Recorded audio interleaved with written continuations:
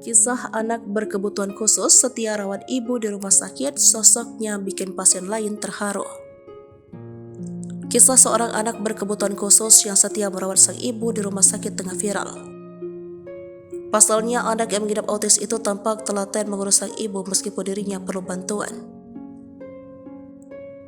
Berdasarkan narasi dalam video viral, anak autis tersebut menjagai ibunya yang sering berobat. Bagaimana kisah anak autis yang setia rawat ibu di rumah sakit ini?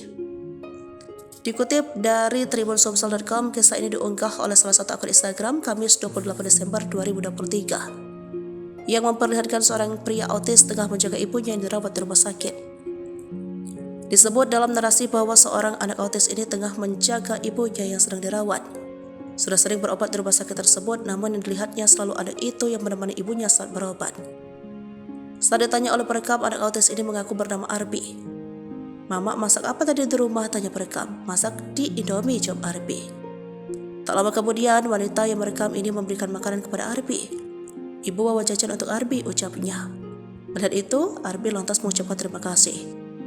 Tak hanya itu, wanita yang merekam juga memberikan uang untuk pria tersebut. "Ini uang yang disimpan, nanti dikasih mama, jangan hilang ya Arbi," ucapnya. "Iya bu," sahut Arbi. Kisah tersebut sontak menyita perhatian publik hingga tuai beragam komentar dari warganet. Bahkan tak sedikit warganet yang memuji anak tersebut.